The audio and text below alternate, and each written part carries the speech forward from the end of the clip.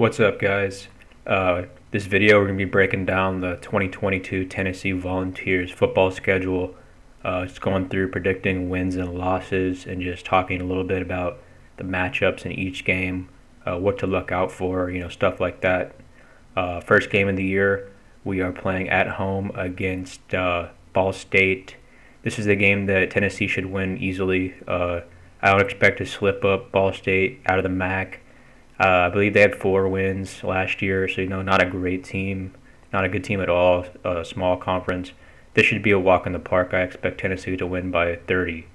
If they don't win by like 3 or 4 scores, I'd be absolutely shocked. So, starting off against Ball State, 1-0. Second game of the year, they're going to Pittsburgh. This is a game that a lot of people have. It's a potential trap game for Tennessee.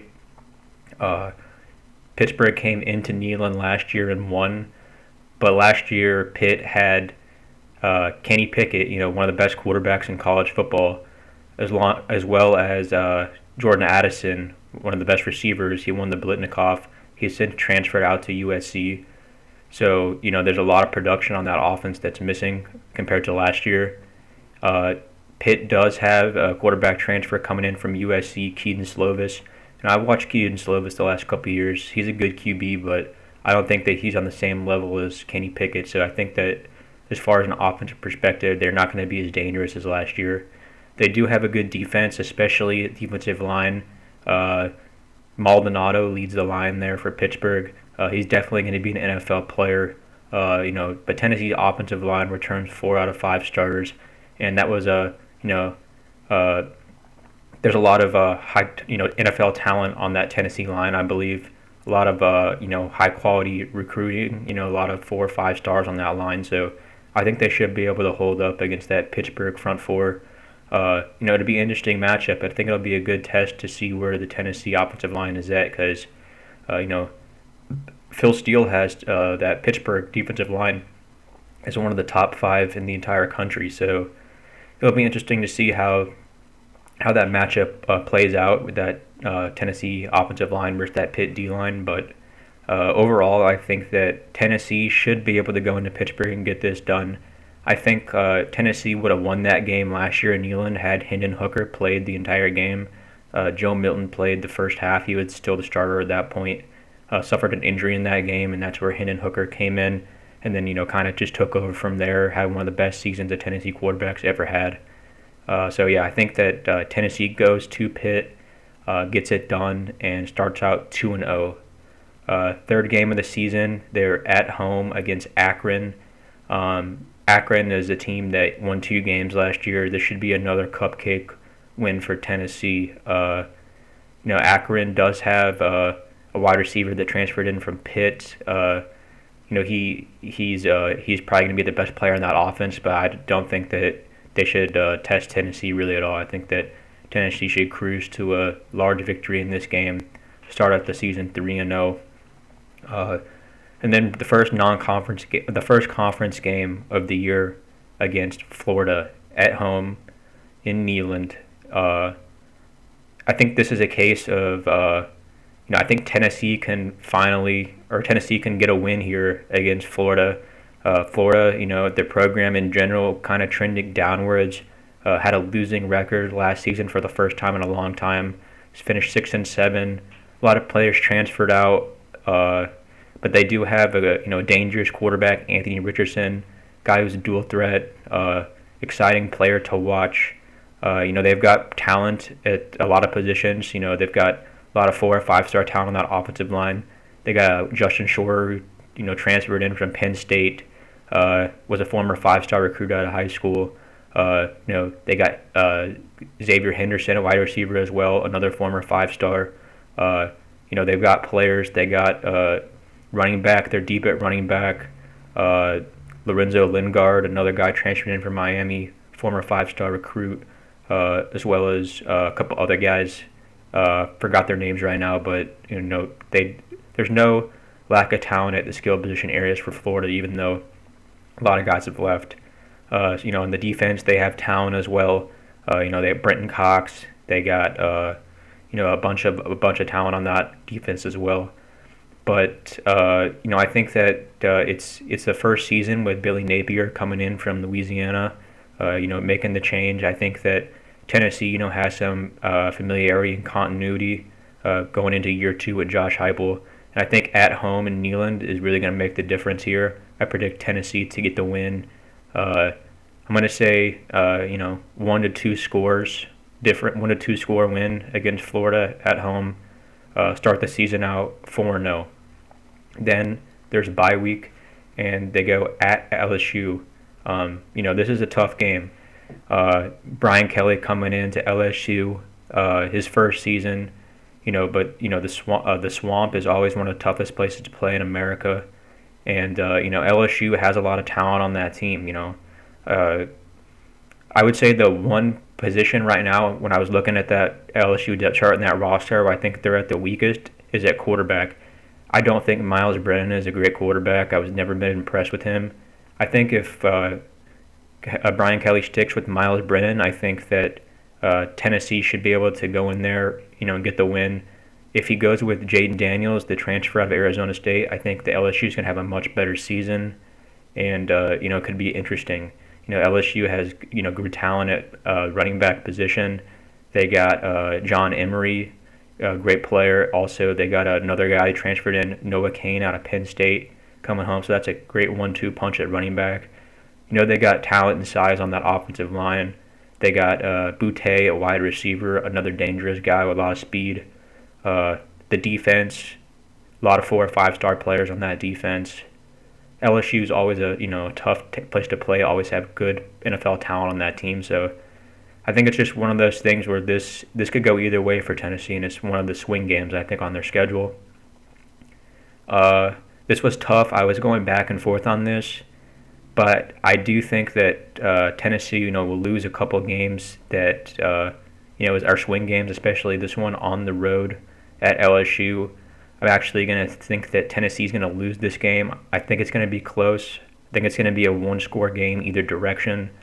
But I am going to pick LSU in this game, and that will bring Tennessee to 4-1 on the season. Next week, they're at home against Alabama. This is another game last year. It was a very close game until the fourth quarter. It was 31-24, with about 13 minutes left in the game. In Tuscaloosa.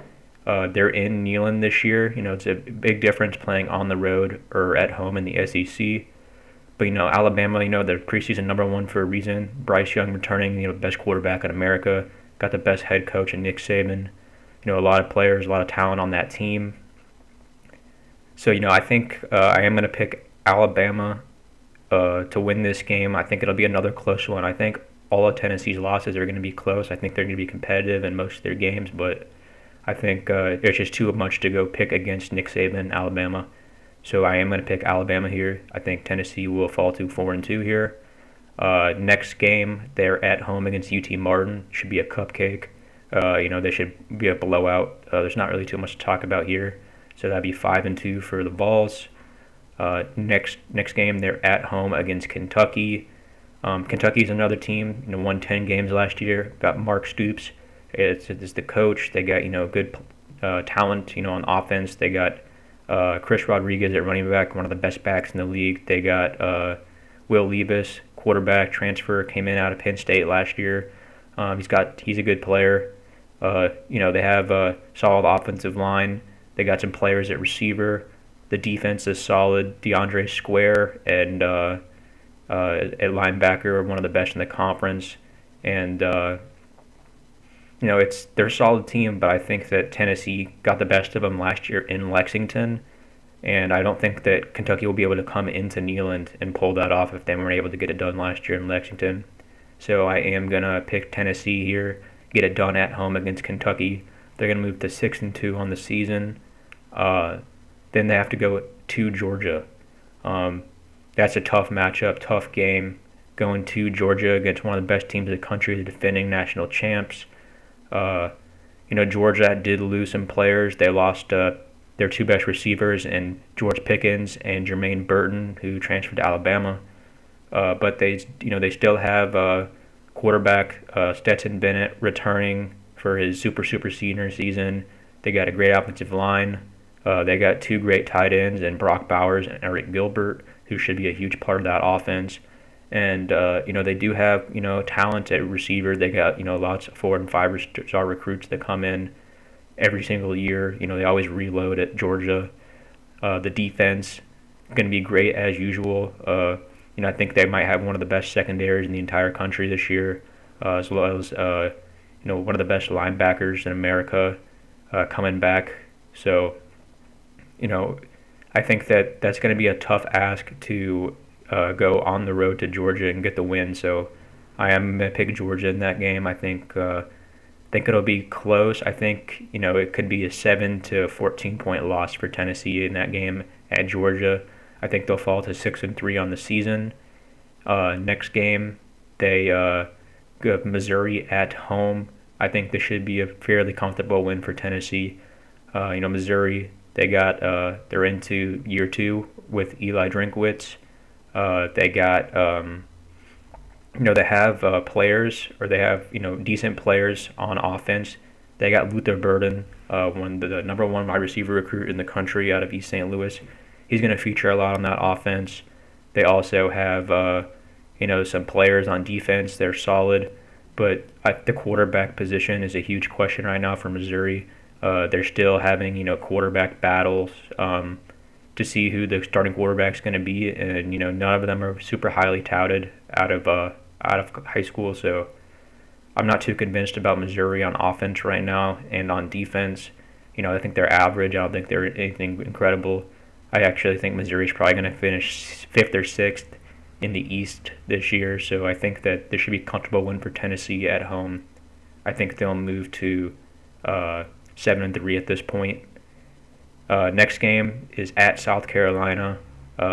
Frank Beamer, the solid coach for the Gamecocks. They got Spencer Rattler coming in from Oklahoma, playing quarterback. They got some players at wide receiver. They got what's his name? DeCarrion Joyner. A great athlete, very dangerous with the ball in his hands. He'll be one of the weapons for them on offense. And defense, they're a decent group. I think that South Carolina is going to be a good team. I think they'll be a good competitive team. I think they'll be better than their record shows. They have a really tough schedule. They got to play, SEC East. Then they got to play Clemson, and they play a bunch of other tough games in the non-conference. But I do think that Tennessee is a better team. I think they'll be able to go and get a road win here. I think Tennessee should win this game, move them to 8-3 at this point. And then last game of the season, they're playing Vanderbilt. Vanderbilt is a pretty terrible team. I think this is another game that should be a blowout. I don't think there's too much to discuss with this Vanderbilt football team. 2 wins last year. I don't expect much more from them. I expect 3 to 4 wins max for this Vandy team. I think it should be a blowout win for Tennessee. I think Tennessee will get the win here, and they'll finish the season 9-3, which is a solid improvement from the 7 wins they had last year. But I think this Tennessee team could easily go 10-2, or they could fall to say at 8-4 if they lose that Kentucky game, or that one of the South Carolina games, or even the Florida game. So I think 10-2 for the ceiling, and then a floor, I would say, of 8-4 for this Tennessee team. That's what I expect. So yeah, it should be an improvement and a step in the right direction for year 2 for Josh Heupel.